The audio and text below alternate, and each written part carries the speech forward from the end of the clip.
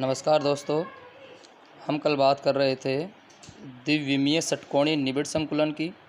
और इसमें हमने देखा था कि प्रथम परत ए, द्वितीयक परत बी तथा तृतीयक परत प्रथम परत के समान होती है, इसलिए उसको ए माना जाता है। द्वितीयक है वह चतुर्थ के समान होती है, इसलिए उसको हम बी मानते हैं। इस प्रकार से इस संरचना को A B dot dot dot कहा जाता है।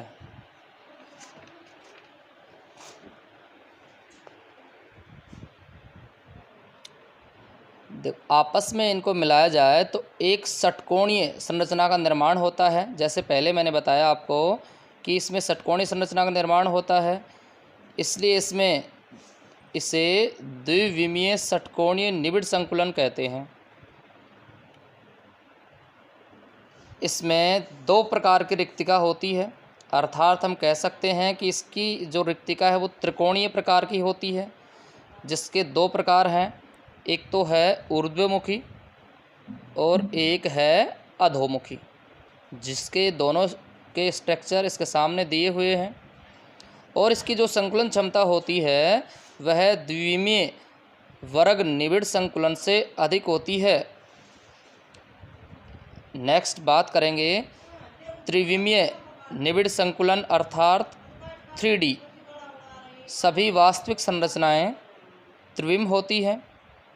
विभिन्न द्विविमीय परतों को एक दूसरे पर रखकर ये त्रिविम संरचनाएं प्राप्त की जाती हैं।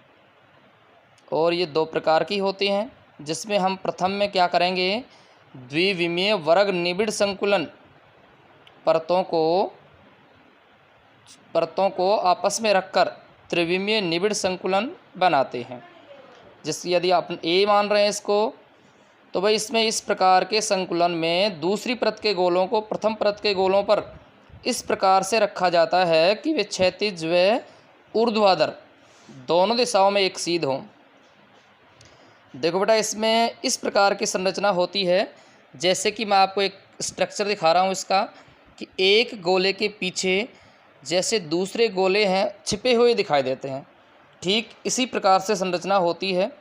या हम ये कह सकते हैं कि इसकी क्षैतिज व ऊर्ध्वाधर दोनों की दिशा एक सीध में होती है।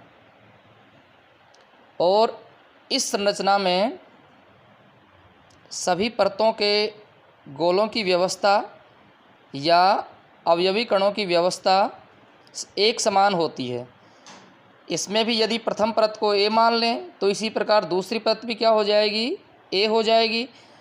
तो इस प्रकार की व्यवस्था को हम लगातार ए डॉट डॉट डॉट प्रकार की व्यवस्था कहते हैं।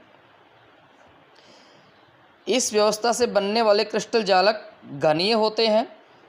इसकी एकक कोष्टिका या सरल आध घनीय कोष्टिका होती है। और इसकी संकुलन क्षमता का मान सबसे कम होता है भाई, 52.40% होता है। तो शेष रिक्ति इसमें हो जाएगी 47.60। और इसकी उपसेचन संख्या का ध्यान रखेंगे, मान होता है 6। जैसे कि हम स्ट्रक्चर में देखेंगे कि एक गोला अन्य कितने से स्पर्श कर रहा है। देखिए 1 2 3 4 5 6 स्ट्रक्चर में आपको स्पष्ट दिखाई दे रहा है। ये यहाँ से 1 2 3 4 5 और ये 6। यदि आपको इस प्रकार से स्पष्ट नहीं दिखाई दे रहा है तो मैं पेन का प्रयोग करता हूँ।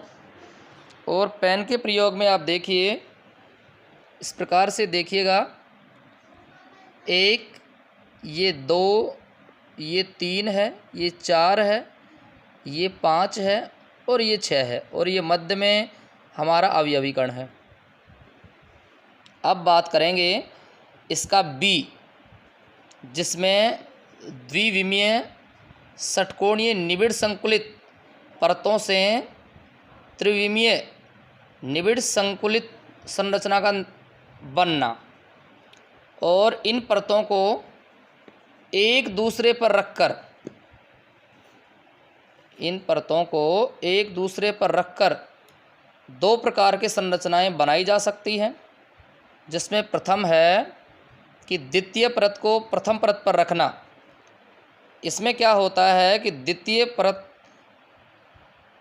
को प्रथम परत पर इस प्रकार से रखा जाता है कि प्रथम परत के जो गर्त हैं उनके ऊपर द्वितीय गोले आ जाएं। अतः प्राथमिक व द्वितीय परत के गोलों की व्यवस्था असमान होती है, क्योंकि हमने देखा कि एक गोला है दूसरे गोले के गर्त में समा रहा है। यदि पहली परत को ए कहा जाए व दूसरी परत को बी कहा जाए तो इस संरचना में चतुष्फलकीय व अष्टफलकीय रिक्तियों का निर्माण होता है। जैसे हम संरचना देख रहे हैं कि इसकी संरचना द्वितीय परत को प्रथम परत पर रखकर इस प्रकार से प्राप्त करते हैं, और इसके मध्य में दो प्रकार की रिक्तियाँ बनती हैं, एक तो चतुष्फलकीय रिक्ति और एक बनती है अष्टफलकीय रिक्ति। देखो चतुष्फलकीय रिक्ति मैं आपको समझा रहा हूँ। यहाँ ये तीन गोले दिखाई दे रहे हैं हमें, इसके मध्य में एक त्रिकोणीय रिक्ति प्राप्त हो रही है।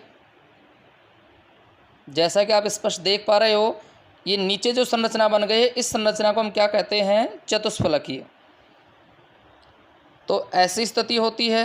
अंदर हम देख रहे हैं कि देखो ये चतुष्फलकीय रिक्तिका बन रही है, जैसा कि मैं पेन से स्पष्ट कर रहा हूँ। ये देखिए यहाँ बिल्कुल ऐसे बन रही है। और दूसरी बात करेंगे अष्टफलकीय रिक्ति। अष्टफलकीय रिक्ति किस प्रकार से होती है, स्ट्रक्चर में देखिए आप अच्छी तरह से। इसमें दो चतुष्फलकीय रिक्तियाँ एक प्रकार से हैं, आपस में जुड़ी हुई हैं, और जैसा कि ये संरचना बनी हुई है, इसको देखिए, ये अष्टफलकीय संरचना है और ये इस प्रकार से बनी है, एक इस प्रकार से और एक उल्टी। ये ऊर्ध्वमुखी और अधोमुखी दोनों को एक साथ मिला देते हैं तो इस संरचना कैसी बन जाती है, अष्टफलकीय। और इसमें ये 6 गोले दिखाए गए हैं, 3 इसके नीचे हैं और 3 ऊपर हैं। अब नेक्स्ट बात करेंगे, इसका बी है कि तृतीयक परत को द्वितीय परत पर रखना। और भाई इस प्रकार की व्यवस्था में तृतीयक परत के गोलों को द्वितीय परत के गोलों पर व्यवस्थित करते हैं, जिससे दो प्रकार की रिक्तियां बनती हैं, वही चतुष्फलकीय व अष्टफलकीय। अब इसके पश्चात हम पढ़ेंगे रिक्तियों का आच्छादन, अर्थात जो शेष इसमें रिक्तियां रह गई हैं उसको किस प्रकार से ढका जाता है, ये हम पढ़ेंगे नेक्स्ट वीडियो में। Thank you.